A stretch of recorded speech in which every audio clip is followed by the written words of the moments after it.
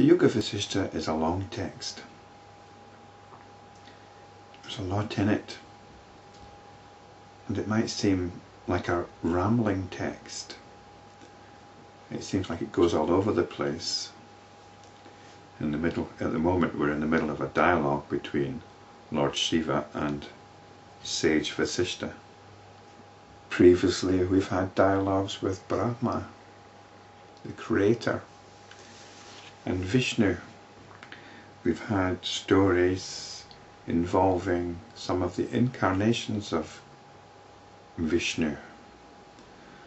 The dialogue itself, the main dialogue of the Yoga Vasishta, is between Rama, who is arguably the greatest of Vishnu's avatars, and Vasishta, the sage, who is the Son of God, whose purpose is to liberate humankind from its deluded notions. Later on we're going to meet Arjuna and Krishna from the Bhagavad Gita. And we have a lot of content which stems from classical yoga, mainly the practice of Pranayama. But a purpose is becoming clear. An overall structure is becoming clear. The Yoga Vasishta seems to me to be pulling all the main Hindu practices and beliefs together. It's like the 1,000-petaled lotus of Hinduism on the stem of the Yoga Vasishta. And the whole purpose of this is to bathe this 1,000-petaled lotus of Hinduism in the light of the teaching of self-enquiry, in the sunlight of the teaching of self-enquiry. This is the teaching of the Yoga Vasishta. This is the teaching that the great gods and the great demons and the great sages all eventually arrive at. It's the teaching of the one self. So at the moment we're in the middle of a dialogue between Shiva and Vasistha, although it's mainly Shiva that's talking. And Shiva's the great yogi, so it's quite natural for Shiva to talk in terms of traditional yoga and in terms of prana. And in the past I've been a little bit wary of the talk of pranayama, as if it was some competing thread. But it's no more a competing thread than the thread of puja, of regular worship of the deities.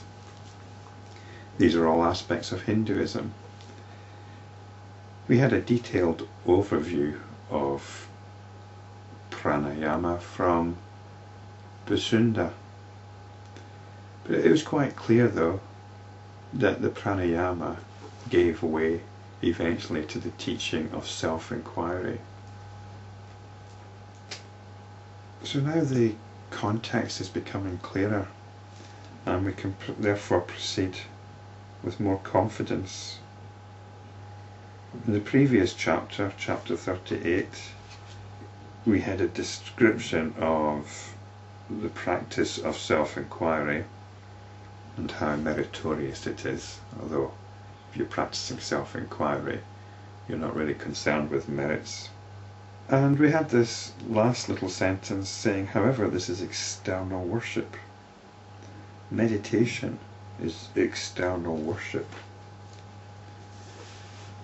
It's possible that we could get other meanings for this sentence. For example, the previous sentence says, one who practices this mode of worship is worshipped by the gods and the demons and all other beings. However, this is external worship. So is it the worship of the gods and the demons and other beings which is external worship, or is it one who practices this mode of worship, which is meditation?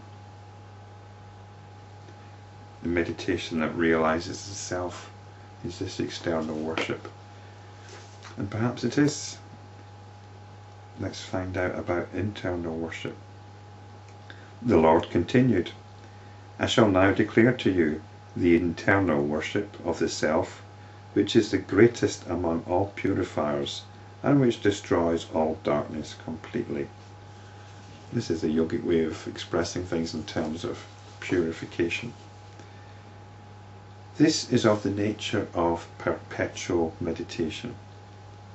Whether one is walking or standing, whether one is awake or asleep, in and through all of one's actions, one should contemplate the Supreme Lord who is seated in the heart and who brings about, as it were, all the modifications within one's self.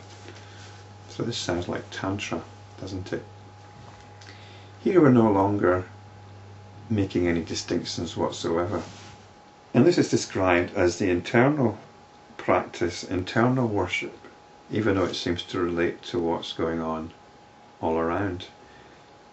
I think it might be best to describe this as internalization. It's not about being cautious. It's not about sifting things into what is to your spiritual advantage and what is not to your spiritual advantage, what is conducive to liberation and what is not conducive to liberation. We're no longer concerned with that because we have self-realization. We have realized the self, this has happened, our attention is on the self, the attention is on itself. This is perpetual meditation, prayer without ceasing even.